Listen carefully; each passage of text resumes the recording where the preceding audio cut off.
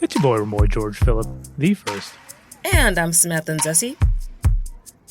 This is MASKulinity.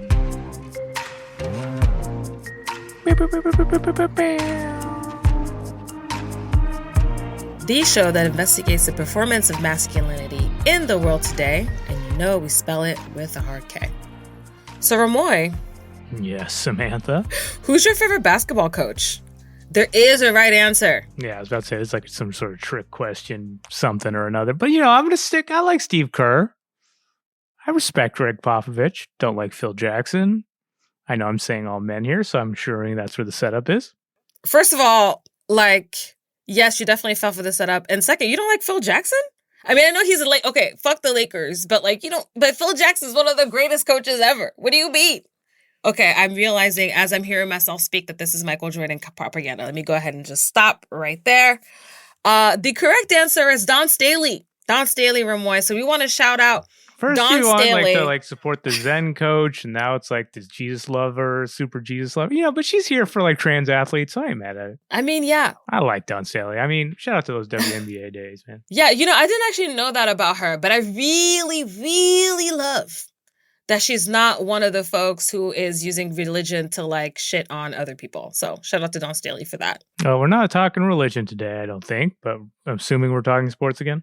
Don't pop quiz me. But no, we aren't just talking we aren't just talking basketball, but all sports, especially women and men and sports. Okay. Well, we'll see if Samantha got it all right. That's right after this break. Curious about next-gen men? We're a small part of a much larger movement to undefine masculinity for a brighter future. Our mission is clear: empower the next generation to use their curiosity, empathy, and courage to build a more equitable world. Join the Next Gen Men community as we learn and unlearn together. We're here to support boys and men to break free from limiting stereotypes. We're not just an organization, we're a catalyst for reimagining masculinity and fostering inclusivity. We're here to help open up possibilities for what men and boys can be. Explore the world of Next Gen Men at nextgenmen.ca and join the community to make a difference. Next Gen Men, shaping tomorrow's leaders one step at a time. Join us and help undefine masculinity and empower the next generation of men to lead with empathy and courage. Okay, so we're talking sports again, I think, maybe, right? Yes. And you spent some time talking about women's sports around a lot of pod waves in the past couple of years. Yeah, been lucky to actually do a lot of stories and reporting about women's sports and discrimination and all the stories. Yeah, and shout out to you for that. And we're here to do it again. Because if you recall, our first episode talking about sports and women athletes was a few years ago. I want to say during season 2. And that was... Who is what?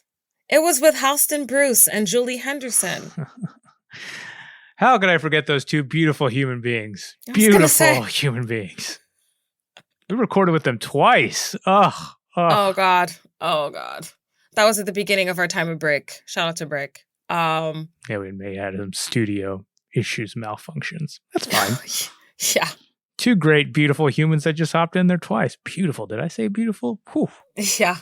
Halston and Julie, hope you're doing well out there. And listeners, this was a while back, so just let us remind you about these two total badasses we had on the show.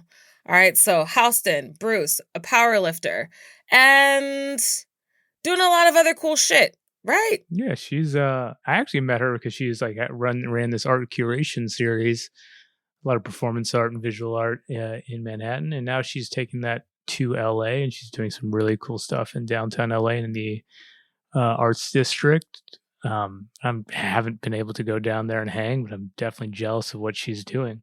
Yeah, and she has a movie out called Blood River. Yeah, she sent me an early cut of that. I got to give notes on. That was cool. It's beautiful. I know. It was very cool. Yeah, so Halston, badass. And so she kind of came on the show to kind of share her experience as a power lifter who identifies as a feminine person and how she kind of negotiates between femininity and masculinity in different aspects of her life. Yeah, Julie Henderson.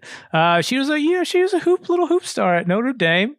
In a past life, she was raised in a family of male athletes who, sort of always kind of had her back, empowered her to play at this high level. But yeah, by the time she came on the show, she was and is a model and on the verge of releasing a new book. Yeah, pretty amazing. I just feel like some people just really live dope ass lives. They do. Well, we've been talking a lot about sports and how so much of the way sports are today is because of the powers that be trying to keep women out of sports altogether, but then eventually just settling for keeping women out of men's sports. Samantha sounds so aggressive right here, but really she's wants to do. She wants to compliment me for how great of a job I did the other day with Kirsten Cron Mills, where we looked at equity or lack thereof in sports.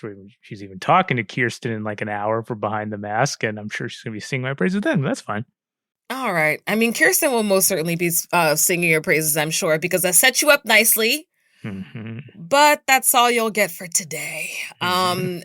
Well, something that came up in that episode is how people are generally just so much more interested in women's sports now than they were in 2018 when this episode with Halston and Julie came out. So I thought it might be nice to take a look back on that episode, which is titled Women Athletes, Performing Masculinity and Femininity on and off the court, and just kind of take a look at how far we've come. Yeah, I think it's a good idea. I ain't mad at that. Cool. Let's do it. So, what are we doing? How are we going to do it? Okay, well, so I picked out a few clips that I want us to listen to from that episode.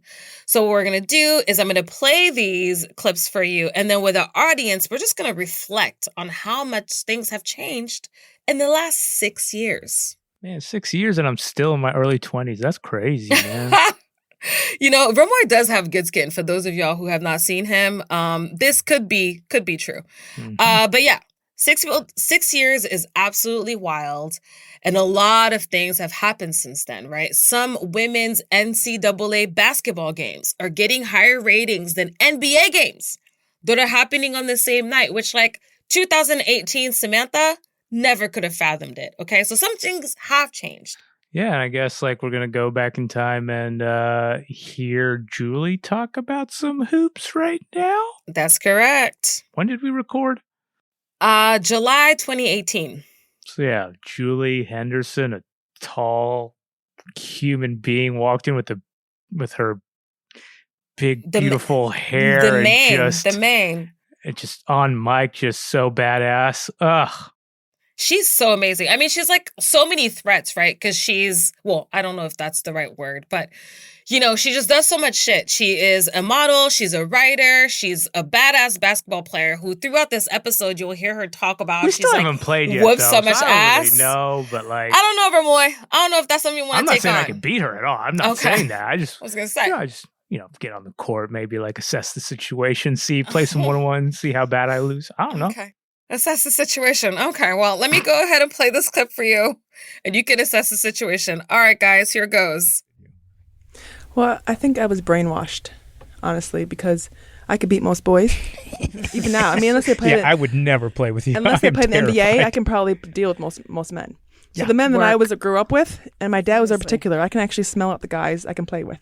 Mm-hmm. Some guys try to break my nose if I play with them because their ego gets hurt. Yeah. But I grew up in Detroit playing ball. Mm-hmm. And so I know how to play with guys, and I just always, the guys that I played with respected me. They didn't they played hard and played me hard, but they knew how far they could go because they were stronger than me. And I always had things. I had my 3 big black uncles watching me at the sideline and watching everything. So don't fuck with her. Yeah, and so I grew up with very strong men, and they just thought the world of me and thought I was a student of the game. So I actually didn't even think I was less. I knew that I wasn't necessarily as strong as a man. That's why I had the hook shot. That's why I had the repertoire of runners, things that men were taller than me or bigger than me, but I could still. I'm going to say it's going to be, but it's like my favorite movie of all time, which we didn't talk about in the last podcast. What are you going to say? Love and Basketball. Yeah. Wait, your favorite movie of all time is Love and Basketball? Top 3 romance movies, Love and Basketball is number 2. She wore my number 32. 1. Why would you be so shocked? No, I just can't believe I didn't know that about you. We talk about Love and Basketball separately all the time. I went and saw it the other day at Alma Draft House. Anyways, wow, I feel it's closer to you now. That's incredible. It's playing now? They had one screening of it. Oh, man. So right to that, but that female character, young girl, was I don't care. I am this person, and I'm really fucking good. I can fuck you up. Yeah. Well, I just had the mindset, and I know I was a ball player. Yeah. Girl, boy, it didn't matter. Mm-hmm. Most boys I could beat, so I didn't think I'm a girl. I can't. I think it was my dad's belief in myself, and we play something 3 or 4 hours a day. It's like part of eating. It's like my natural vernacular is I'm a ball player, and if I got beat by a guy, I'd be really hurt. Sure. If I got beat by a girl, I'd be hurt. Yeah. I hated to lose. Losing was losing. It didn't matter if it was male or female. Yeah. And so I think I was actually brainwashed, and even I was always shocked when people looked down, oh, you're a girl playing. I was like, oh, please. Like, I almost, like, my ego is so big that I almost deflected off of it. Yeah, sure didn't even affect you. No, and that's my dad's programming, which is really smart, because even now, I'm almost 40 years old, I'm like, psh, guy in the NBA, I can beat you. I'm like, Julie, he's, I probably can't. But I just see it. Man, we just talked about one of my favorite movies of all time in this one. I know. Julie knows it. Love That's basketball. Oh, you're literally like Q. You are literally like Q. Can I just say recently, in this movie? a couple last year when I was working at Now Past It, we were rehearsing like this trivia episode, and the answer, and like I was just helping rehearse it, so I wasn't one of the guests. So I was playing the game with another producer in the other contestant seat, and the answer to a question was love and basketball. I was wearing a love and basketball hat. And I didn't get the answer, love and basketball. I never lived that down for the rest of the life of the podcast, Not Past It. But anyway, jeez. Julie Henderson, don't hate me. Yeah, I definitely thought that was going to end way better than it did. I'm sorry, friend. Yeah. So I picked this clip because it reminded me of those boys, right, that we were talking about with KCM, which is what I'm calling her now, even though her name is Kirsten Cron Mills. We were talking with her about, how boys were actually fine playing with girls in soccer and baseball, as long as the girls were good, right? We talked about this in our episode, Don't Let Them Play, Lest the Mask Fall Away. And it just really speaks to this nurture versus nature debate that, I feel like in 2018, we were having pretty consistently on the Masculinity podcast between me and Remoy. Yeah, I gave up. It's all nurture. There's no nature. Isn't it? See, yeah. I know. Samantha's right. Thank you. People don't say that often, but thanks. I appreciate that. Truth. So I also just kind of feel like it's been sort of common to see dudes who aren't athletes at all, just underestimate women athletes, right? The guys that are like, I could beat Serena, whatever. I can beat, Cheryl Swoops at a one-on-one. Wow. I could beat Julie Henderson. There's no way I could beat Julie. Right. This absolutely, yeah. I mean, I'm glad we've gotten there. And I feel like the dudes who actually play sports professionally, right? Dudes who are getting scholarships to like go to school and play ball are singing all of the praises for women athletes. Yeah, I think there's a lot of good examples out there of how to be. I think it's probably a lot of us men, and how we talked about in that first episode about how men I know, and I have probably participated in this conversation when I was younger, about like, I could beat that collegiate athlete. I could beat that professional athlete. Yeah, blah, blah, blah, blah. It's just a lot of projection and compensation for, like this potential of undercutting of our identity as men, because it's so tied to being so strong. Facts. And I feel like one thing that I just want to highlight here is that you hear in the clip Julie really talk about how, her dad, her uncle, like the men in her life were really championing her as like this badass basketball player who was good enough to beat any person out there, And I feel like that speaks volumes, because now we're finally kind of starting to see in like someone in like the Steph Currys and what's dude's name from Atlanta, Trey. Fuck Trae Young. Okay, fuck Trae Young, but Trae Young is out here talking about WNBA players like game and like their stroke. You know what I mean? Like, that's amazing. Dude from Jason Tatum. All kinds of choke artist Jason Tatum. Oh, wow. Let the record reflect that y'all can't see him, but Remoy is side-eyeing in a way that he hadn't side-eyed in a while. No disrespect to Jason Tatum, just like win a championship. That's fine. Actually, I have also said those exact words. Our next clip is going to be... Don't lose to Steph Curry, Jason Tatum. Just do that. Just don't lose to Steph Curry. It's fine. I don't think that's possible. It's wild, actually, because Boston is not like... They're not like chokers, but they just don't ever win. Which maybe makes them chokers. Maybe. You said it, not me. I don't know. Like, not James Harden choke, but yeah. It's not on like a James Harden tip. But anyway, we'll see what happens this year. All right. On to our next clip. It's Halston Bruce. Another, like, Halston may not have, like, the thickest mane as Julie Henderson, but she has bright red hair, and she just walks into a room, and you're like, all right, respect. You're a human. Yes. And one of the things that you'll hear in this episode, because obviously you should go back and listen to this whole episode, audience, is how badass Halston's nails are. Her nails, incredible. Don't remember at all. Yo. And let me tell you something. I mean, I don't lift a lot of weights, but I lift some weights. And I was trying to lift with some fake nails on. And let me tell you who was not able to make that happen without breaking. The math on that doesn't work in my head. I don't get it. Let me tell you something. The math on that did not work for me at the gym. But let me tell you who it works with, Halston, because she's a badass and has beautiful red hair. And that's how here killing the game. So here she is describing her experience as a power lifter. I mean, I think it being a safe space to enact my more masculine traits, I think that's definitely, it comes out, it's the healthiest way for it to come out for me. And I definitely feel like a very feminine woman. I don't ever feel feminine. You know, I'll like rock a sleeveless with my fucking jacked ass arms and like red lipstick. Like it's not two separate things for me. When people comment, I'm like, and sometimes I'm like thrown off guard. You know, they'll be like, oh yeah, do you box? And I'm like, what? I'm like, I look so fat. I look so nice right now. I don't look aggressive. I'm such a nice girl. But I'm like, oh, right, because of the muscles. Like that just automatically means that I'm aggressive or that I have anger problems or something. I get that a lot. Yeah. But as I was talking to you guys about before, like I definitely have parts of my personality that I don't like as much and that I want to sort of choke down or try to work through. And those are the more masculine things. And like I have an older brother that picked on me, et cetera, et cetera. Like I always feel like I needed to bring myself a little more to be able to be on everyone else's level. Or if I get uncomfortable in a social situation, I'll start swearing a lot for no reason. But that's where it comes out. I don't get shy. I get bigger. It's more of like a defense mechanism. Yeah, absolutely. Okay, and like we went out to dinner the other night and when the check came, like I got weird, and because there was a lovely, amazing woman who just said something like she was about to say, "Oh, but I only had X," and I thought that meant she was going to pay less. And before she even said anything else, I was like, "Nah, bitch, we're all paying it equal. Like you gotta like." I just strong-armed the whole situation. And I've been thinking about that since like I saw you. It was a really ugly moment, and I didn't know how to like apologize or like. Because I don't think I was wrong for saying that, but I just like do that though. I hate totally, that. And I could see it starting, and I just got like I was like I can't deal with this right now. Like please, let's just like be fair. You know, you might have to pay a little more than you probably and tax and tip. Exactly. Thank you very much. So that almost started to happen, and I just like strong armed the situation so it wouldn't, and that was really ugly and like not okay. And that's where like that masculine.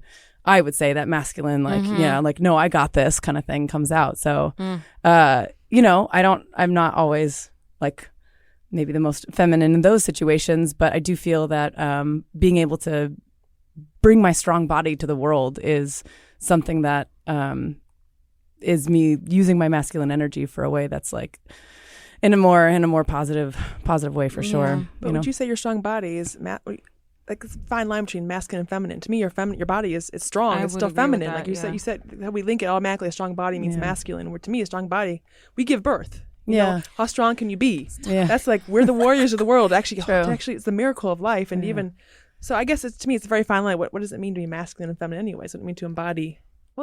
So, what does this clip bring up for you? Yeah, I mean, I don't want to say it's sad, but I just feel for Halston. It just sounds like a lot of work to, enjoy the thing that you're enjoying or passionate about or whatever. And then have to like do and that in of itself is a laborious task, but one that is fulfilling. And then just have to do all this other labor to like meet other people's expectations or communicate all these other things about what people may think about you just because of, the body that you now possess and things of that nature. It just sounds like a lot of work, but let's keep it 100. Like women be doing all the work all the time. So it's not something new, but that's unfortunate. And, but I admire her for it and all the women out here. So if anything, it's cool to just have more reason to admire another bad A human. Wow, that is actually very thoughtful. I appreciate that sentiment because it's like the amount of labor that has to happen on women's end is boggling. But I digress. What stands out to me about this clip is, Halston having to kind of well, not necessarily having to, but the fact that, it's all of herself, right? She's describing her multifaceted self, her multifaceted life. The fact that she is somebody who has beautiful nails, beautiful hair, likes to wear dresses, but also is a badass at powerlifting, right? Like a sport that, yes, generally all sports are considered masculine to some extent, but powerlifting is like even more so, right? So like, the fact that, we have come to a point in society where she has to quantify different aspects of herself as either feminine or masculine just because of the way that we generally kind of like binarize everything is sad, I think. And honestly, it kind of makes me think of, the fact that, she describes being in the gym, dudes being super curious about like how badass she is at like lifting. She describes going down the street, with her arms out and people being like, are you a boxer? Like, do you box? And it's like, there's curiosity there.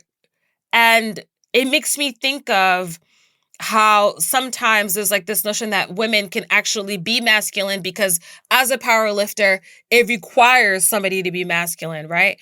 But as a man, I don't really know, or as a man or a masculine identified person, I don't really know that there are ever instances, especially as an athlete, where, people kind of require you to be embodying traits that generally people tend to consider as women owned or women dominated or feminine, so to speak. So I think it's just an important point to bring up about sports, that as we think about like athletes and as we start to bring more value to women's sports, that, we start to really give value to athletes as people and like embrace the different facets that got them to be as dope at the game that they're at. I want to ask you, you're a dude, right? You ball, you do all kinds of things. You're very multifaceted. You've got the whole literati thing popping. So, I wonder if there's ever a time, and I think I know the answer to this, where you've ever been like described yourself as tapping into your quote unquote femme side, or your whatever adjective fits in that, category, so to speak. You're like the Jason Tatum side eye right now? Like, what are you talking about? Of course not. I'm not going to take away from like Halston having to parse out her life the way that she had to in 2018 or whenever we recorded. That's cool. But for me, nah. I mean, and it comes from a lot of male privilege that I have the freedom to say, nah, I'm just out here just trying to live a holistic life. And I think like this isn't athletics explicitly, but I think this is a nice anecdote of quite a few years ago, maybe a few years before 2018 when I was still in my 20s as well. I was knitting on a bus in Brooklyn and we were pulling up to the stop and I'm just, with my knitting needles and my yarn, just knitting away. And I stand up and I hear like, yo, excuse me. And I see this older, larger gentleman behind me, like hailing me. And I'm like, shit, this is about to go down. I'm about to get like harassed or whatever. Jokes are coming my way. And instead of that, all he says is, I just want to tell you, you're really talented. I always wanted to learn how to do that, but I never could, or I never did. And I was like, one day, bro, one day. And I think it's just like if we, it's a shame that because of the gendered world we live in, that Halston doesn't always get that freedom, and she gets accosted in ways that don't. And I had a different experience, but I'd like to believe that she's setting an example out there. At the risk of actually paying you a compliment, I think that that's kind of what you did, right? Like when you were sitting there, I feel like you kind of like being your full liberated, well, maybe I shouldn't call it full liberation. I don't want to term that for you, but, knitting on the subway, like it gave permission to this dude to kind of like acknowledge that that's something that he wanted to do with another man. And I feel like, as we've talked about on this podcast, like, it's not every day that happens, like life doesn't always make it kind of conducive or comfortable for men to express that. So, word.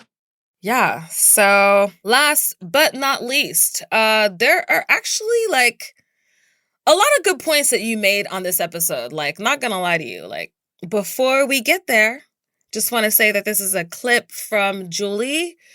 And we're going a little bit more into women athletes and how society perceives them. Take a listen. From a female stance, we don't have a LeBron. We don't have women that can fly. Well, we don't have the infrastructure to pull potential female athletes out of the system and make a LeBron out of them. While male sports has had an infrastructure that is willing, like whether it's the youth leagues and the parents who get the ability to put their kids in this from a young age, like it's an infrastructural system that. Like girls aren't taught to play sports at a young age, and like now they are. Now that's more actually so now, changing yeah. a lot. Yeah. And I see these kids now going back to Notre Dame. Thankfully, yeah. I see these recruits. These girls are ball players, like 10, Hell 12 years yeah. old, and they have swag. I'm like, wow, these girls, and they're playing with It's boys. about fucking time, yeah. So I see this whole, and they're all Snapchatting and taping everything, and I'm like, wow, they're dribbling and snapping. This is amazing. How are they doing this? So I'm seeing a whole new generation of girls who are actually playing with boys from a young age. Is no big deal. And actually, I see my godson. He's 16. He'll be in the NBA. He respects women. Yeah. He plays with them, and it makes me cry because he is this. He's like 6'1". He's to me he's like the next LeBron in my opinion. I'm probably biased, but he wants to play with girl ball players. His mom's the coach in Notre Dame, so she's assistant coach Neil Ivy. Cute. But he grew up playing, watching girls and watching all of us play, watching his mom play in the league. So he beats us. I hate that, but he really respects women, and I see this whole new young generation, actually young boys respecting women. Yeah. Because the women demand it, and the women are ball players themselves. So I think part of the change is like a brainwashing. And not thinking you're beneath it or less than guys. Knowing you're a ball player, not whether you're male or female, you're a ball player. And I've always thought, like, I'm not black, white, I'm Julie. I'm this being. So, like, even you, I see you're this beautiful being who, Halston, you're like, no, you're masculine and feminine. We embody both. And I see both traits coming out at you. Like, your face is so feminine. And even your body, you're so curvy to me. So I would never think, as I see you walking down the street all tough, but maybe it's just your personality, how it comes out in different parts of the day. Yeah, maybe. Man, have I gotten smarter? I mean, maybe. But I've also gotten dumber because I have gotten older. I'm not in my 20s anymore. I got an old man's brain right now. I got that 40-year-old brain right now. I mean, I don't remember any of this interview where this Oh. comes. I remember I remember the people in the room. Let's just say that.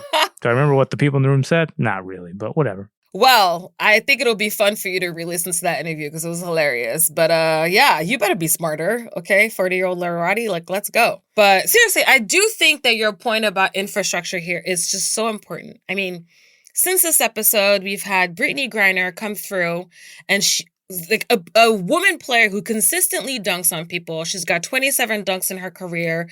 And I feel like regardless of how people feel about the situation with Russiagate, the whole CBD gate, our country did actually trade someone to make sure that she came home. And for me, that kind of speaks to, the fact that women players are valued as parts of our culture. Yeah, now we got like Angel Reese and Caitlin Clark and shout out to Juju Watkins. Fucking freshman can hoop out here. She's unflappable. It's crazy. And they really turned out, man, this weekend. Like, they put on show. These games were like haymakers, back and forth, heavyweight fights. It was a lot of fun.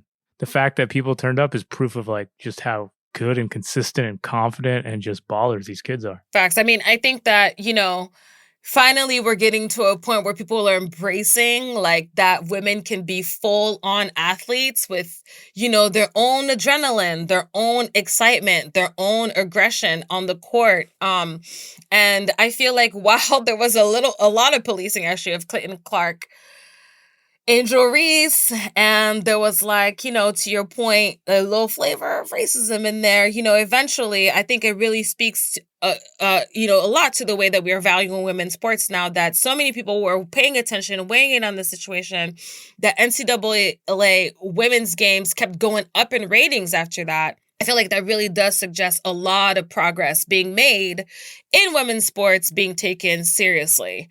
And yeah, there is that whole like social media. Obviously, we didn't have like Twitter and TikTok and shit in the 90s, but I just want to like understand, like, I wonder, like it's been 8 years since Trump. These kids were 10 years old, 11, 12 years old. Like, just, I don't know if it's this generation, but like the next generation. I just wonder how much of this is precipitous after like Me Too and like this next wave of feminism that we've experienced and experiencing. And I think maybe it's not. Maybe it's like a slight correlation, but it's fun to see the power of that though, even though it was such a shitty time. Oh yeah, but that's a very if any of the academes out there, any of the smart professors out there, if you can let us know if any one of y'all or your homies is studying this, we'd love to know the correlation. So as we sit here and record this interview, the NCAA Women's March Madness just ended. And of course, Dawn Staley's South Carolina Gamecocks won it all. And I remember a time when people said that March Madness only applied to the men in NCAA basketball.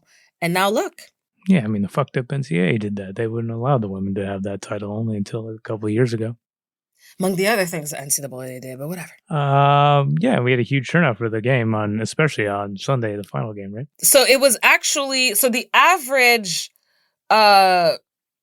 viewership was 18 million, but the overall, right, viewers between ESPN and ABC was actually 24 million viewers, right? And so in contrast, if we actually compare that to the finals for UConn and Purdue game on the men's side, they actually had 14.8 million viewers between TBS and TNT.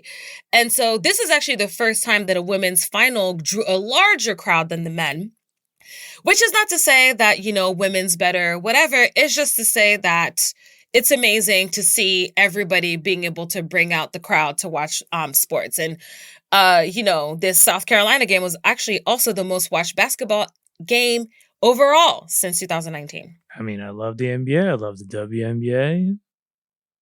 But man, these college kids out here just hooping. I know. It was fun to watch. It was worth every second of it. Those 19 to 24 million people got a hell of a good weekend out of it. Hell yeah. I mean, I did not because I was at the Copy Editors Conference, like nerding out about commas, but hopefully next year.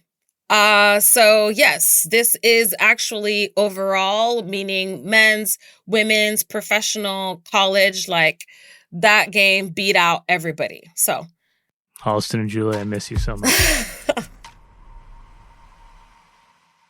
Well, sports for all is dope, but especially women's sports, that's super dope. I ain't mad at it. Facts.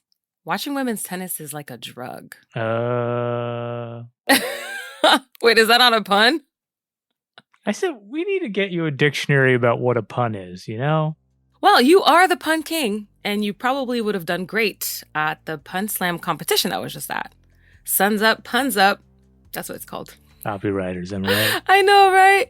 It was very real. I was nerding out at the Copy Editors Conference, and they had the competition that you'd probably actually take the chip in. So, just saying. If I can't dunk on Julie Henderson, I can dunk on some copy editors. Noted. All right, next year. Not me, though. But anyways, guys, thank you so much for joining us yet again for another look at the performance of masculinity.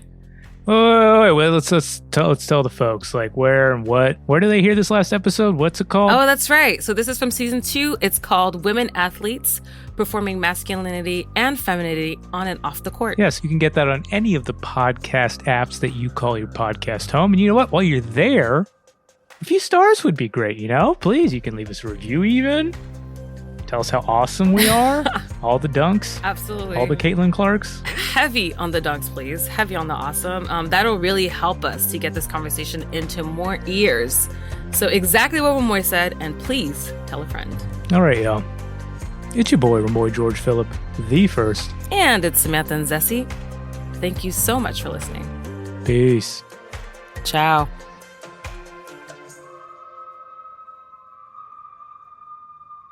She will whoop that ass. She will whoop that ass. Wouldn't be mad at that.